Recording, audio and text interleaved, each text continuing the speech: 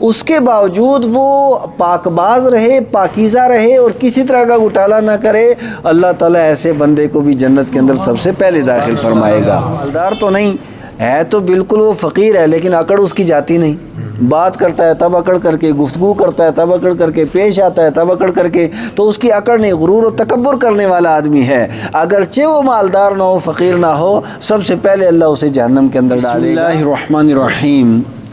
یہ زکوٰۃ کا بیان چل رہا تھا اور زکوٰۃ کے فضائل اور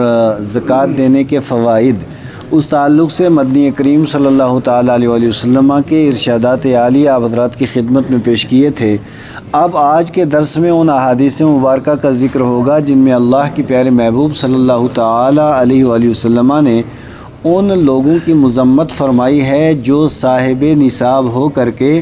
جن کو اللہ تبارک و تعالیٰ نے مال و منال سے نوازا ہے، اس کے باوجود وہ اپنی مال کی زکوٰۃ ادا نہیں کرتے ہیں۔ تو اس تعلق سے وہ احادیث مبارکہ، اور کل انشاءاللہ تعالیٰ میں اللہ تعالیٰ ہماری آپ کی زندگی رکھے تو اس کا خلاصہ بھی بیان کروں گا۔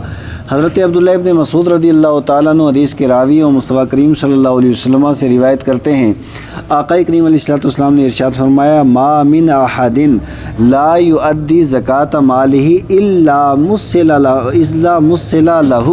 یوم القیامت شجاعا اقرا حتی یطوق بہ عنقہ، کہ اللہ کے پیارے محبوب علیہ السلام ارشاد فرماتے ہیں جو بندہ مومن اپنے مال کی زکوٰۃ ادا نہیں کرتا تو اس مال کو ایک بہت بڑے اژدہے اور سانپ کی شکل میں کر دیا جائے گا، جو اس بندے کے گلے میں بطور توق ڈال دیا جائے گا، اور یہ آدمی اس کو تکلیف پہنچاتا رہے گا جو آدمی اپنے مال کی زکوٰۃ ادا نہیں کرتا۔ ثم قرأ علینا النبی صلی اللہ تعالیٰ علیہ وسلم مصداقہ من کتاب اللہ، پھر نبی پاک علیہ السلام نے قرآن حکیم کی یہ آیت مبارکہ تلاوت فرمائی، وَلَا يَحْسَبَنَّ الَّذِينَ يَبْخَلُونَ بِمَا آتَاهُمُ اللَّهُ مِنْ فَضْلِهِ، کہ وہ لوگ ہرگز یہ گمان نہ کریں کہ جن لوگوں کو اللہ تبارک و تعالیٰ نے اپنے فضل سے عطا فرمایا۔ اب یہاں تک تو اس کتاب کے اندر ہے، اور پوری آیت مبارکہ کا مفہوم یہ ہے کہ اللہ تبارک و تعالیٰ جب کسی کو مال عطا فرمائے، اور مال یہ اللہ تبارک و تعالیٰ کا فضل ہے، تو اپنے فضل سے اگر کوئی اللہ تبارک و تعالیٰ کسی کو کوئی چیز عطا فرمائے، پھر اس کے باوجود اگر وہ اس کا حق ادا نہ کرے اور زکوٰۃ نہ دے، تو یقین جانیے کہ یہ اس کے لیے بہتر نہیں ہے، بلکہ یہ اس کے لیے بہت بڑے نقصان والی چیز ہے۔ یہ کتاب اللہ کے اندر رب قدوس کا فرمان عالی شان ہے۔ حضرت مولا علی رضی اللہ تعالیٰ عنہ حدیث کے راوی میں بیان کرتے ہیں، مصطفیٰ کریم صلی اللہ علیہ وسلم نے ارشاد فرمایا، ان اللہ فرض علی اغنیاء المسلمین فی اموالہم بقدر الذی یسع فقراءہم ولن یجہد الفقراء اذا جاؤوا، کہ اللہ کے پیارے محبوب صلی اللہ تعالیٰ علیہ وسلم نے ارشاد فرمایا، بے شک اللہ تبارک و تعالیٰ نے جو مسلمانوں کے اندر مالدار لوگ ہیں ان لوگوں پر فرض کیا ہے کہ وہ لوگ جو فقیر ہیں، یعنی جن لوگوں کے پاس مال و منال زیادہ نہیں ہے، ان لوگوں کا حصہ ان کے مال کے اندر اللہ تبارک و تعالیٰ نے رکھا، تاکہ ان کا جو ان کی قوت، جو ان کا کھانے پینے کی چیزیں ہیں یا ان کے پہننے کی چیزیں ہیں، تو یہ چیزیں تاکہ یہ ان کو دے دیا کریں، تاکہ وہ اپنے حساب سے اپنی زندگی کا ایام گزار سکیں۔ اب اگر وہ اس طریقے سے نہیں کرتے ہیں تو اللہ کے پیارے محبوب علیہ السلام نے ارشاد فرمایا، الا وان اللہ یحاسبہم حسابا شدیدا ویعذبہم عذابا علیما، اور بے شک اللہ تبارک و تعالی جب وہ ان کا حق ادا نہیں کریں گے، فقراء کا یعنی اغنیاء فقراء کا جب حق ادا نہیں کریں گے اور اپنے مال سے زکوٰۃ ادا کر کے انہیں خود کفیل نہیں کریں گے، تو ایسی صورت میں پھر اللہ تبارک و تعالیٰ ان کا سخت ترین حساب لے گا اور سخت ترین عذاب کے اندر اللہ تبارک و تعالیٰ مبتلا کرے گا۔ حضرت امام طبرانی نے المعجم الاوسط کے اندر اس حدیث پاک کو روایت کیا ہے۔ حضرت امام اصبہانی وہ حضرت مولا علی رضی اللہ تعالیٰ عنہ سے روایت کرتے ہیں کہ مصطفیٰ کریم صلی اللہ علیہ وسلم نے کچھ لوگوں کے اوپر لعنت کی ہے کہ لانا رسول اللہ صلی اللہ علیہ وسلم آکل الربا، کہ جو آدمی سود کھاتا ہے اس کے اوپر لعنت ہے، اور جو آدمی اس کا وکیل ہے اس کے اوپر لعنت ہے، جو اس کا موکل ہے اس کے اوپر لعنت ہے، جو اس کا گواہ ہے اس کے اوپر لعنت ہے، جو اسے لکھنے والا ہے اس کے اوپر لعنت ہے، اور اسی طریقے سے اس بندے کے اوپر لعنت ہے جو اپنے مال کی زکوٰۃ کو روک لیتا ہے اور زکوٰۃ ادا نہیں کرتا۔ تو جس طرح سود خور کے اوپر لعنت کی گئی ہے، اسی طریقے سے زکوٰۃ نہ دینے والے کے اوپر بھی لعنت کی گئی ہے۔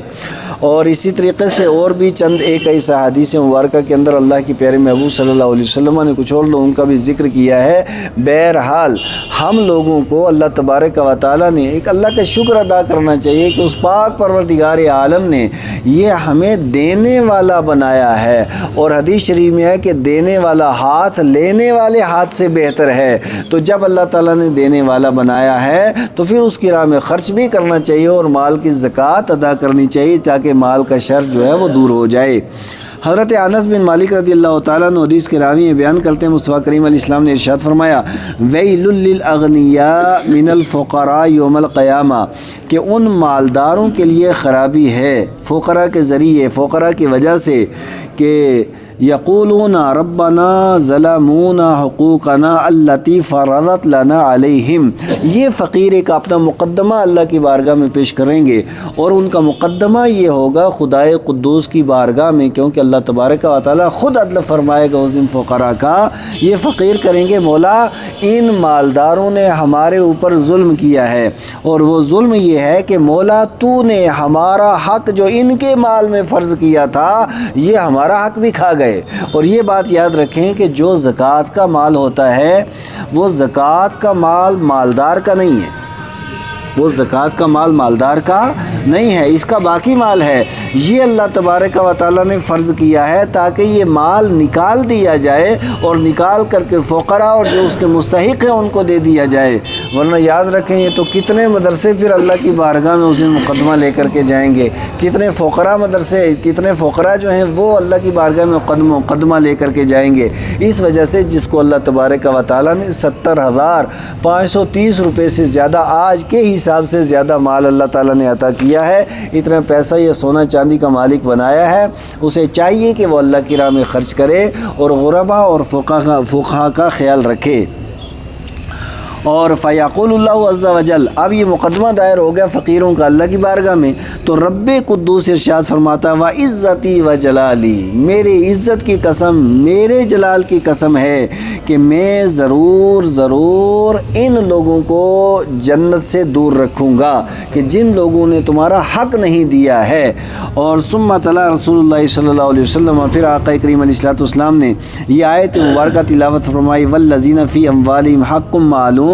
للسائل والمحروم، کہ وہ لوگ کہ اللہ تبارک و تعالیٰ نے جن کے مالوں کے اندر حق رکھا ہے، اب وہ کون ہیں؟ وہ سوال کرنے والے ہیں یا ان کو وہ محروم کرنے والا ہے؟ تو اب ایسی صورت میں ان سب کا جو حق ہے، جو حق اللہ تبارک و تعالیٰ نے رکھا ہے، اس حق کو ضرور ضرور ادا کرنا ہے۔ حضرت ابو ہریرہ رضی اللہ تعالیٰ عنہ حدیث کے راوی بیان کرتے ہیں مصطفیٰ کریم صلی اللہ علیہ وسلم نے ارشاد فرمایا اُرِدَ عَلَيَّ أَوَّلُ ثَلَاثَةٍ يَدْخُلُونَ الْجَنَّةَ، کہ مجھے سب سے پہلے وہ 3 طرح کے لوگ بتائے گئے جو جنت میں سب سے پہلے داخل ہوں گے، 3 طرح کے لوگ جو جنت کے اندر سب سے پہلے داخل ہوں گے۔ وَأَوَّلُ ثَلَاثَةٍ يَدْخُلُونَ النَّارَ، اور 3 طرح کے وہ لوگ بھی مجھے بتائے گئے جو سب سے پہلے جہنم کے اندر داخل کیے جائیں گے۔ تو آپ تینوں یعنی یہ 6 طرح کے لوگ ہوئے۔ تو آقا کریم علیہ السلام نے ارشاد فرمایا سب سے پہلے جو جنت کے اندر 3 طرح کے لوگ داخل ہوں گے، تو پہلی قسم ہے فالشہید، شہیدان اعظام سب سے پہلے جنت کے اندر داخل ہوں گے۔ وعبد مملوک احسن عبادت ربہ ونصح لسیدہ، اور دوسرا وہ غلام ہے کہ جو خدائے قدوس کی اچھے طریقے سے عبادت کرتا ہے اور اپنے مولا یعنی جس کا وہ غلام ہے اس کو وہ اچھی نصیحت بھی کرتا ہے، یعنی اس کے حقوق بھی ادا کرتا ہے اور رب کے حقوق بھی ادا کرتا ہے، اللہ تعالیٰ سب سے پہلے اسے جنت عطا فرمائے گا۔ اور تیسری قسم کے لوگ وہ ہیں وعفیف متعفف ذو عیال، اور تیسرا وہ آدمی ہے کہ جس کے کافی سارے بچے ہوں، عیالدار ہو، لیکن اس کے باوجود وہ نیکوکار ہو اور اس نے اپنے آپ کو پاکیزہ رکھا ہو، یعنی کسی قسم کا گھوٹالہ گپلا نہ کیا ہو۔ اب صاف ظاہر ہے جب عیال زیادہ ہوتا ہے ان کی پریشانیاں کتنی ہوتی ہیں ماں باپ کے ذمے، اس کے باوجود وہ پاک باز رہے، پاکیزہ رہے اور کسی طرح کا گھوٹالہ نہ کرے، اللہ تعالیٰ ایسے بندے کو بھی جنت کے اندر سب سے پہلے داخل فرمائے گا۔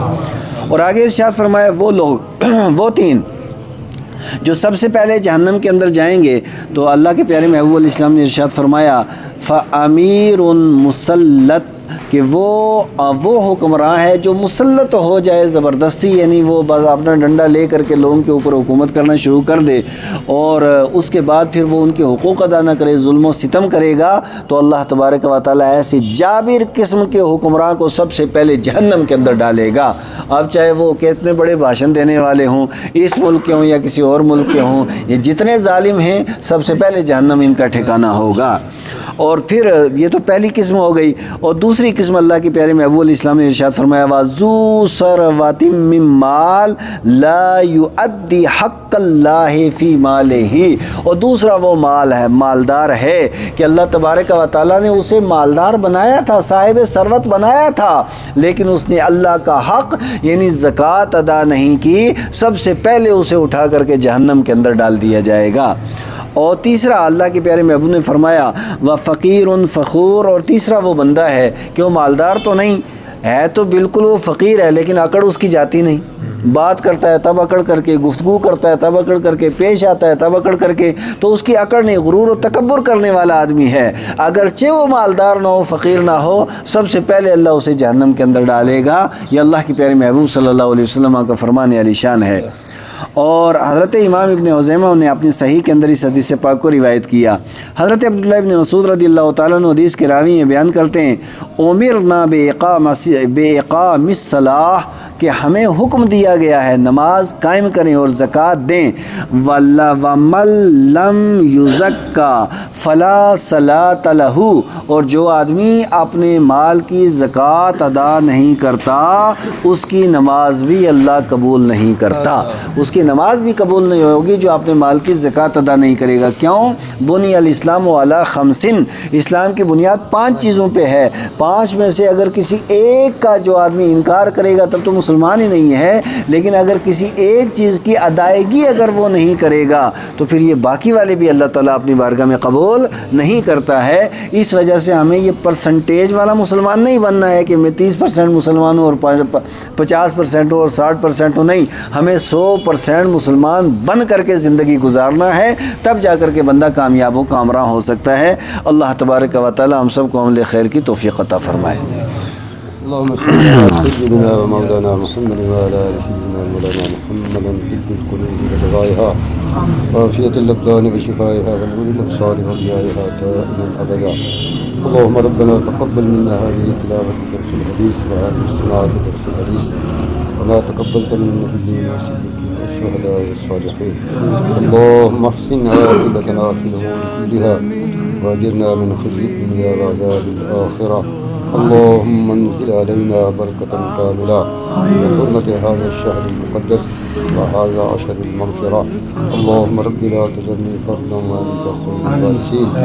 سبحان ربك رب العزة عما يصفون وسلام على المرسلين والحمد لله.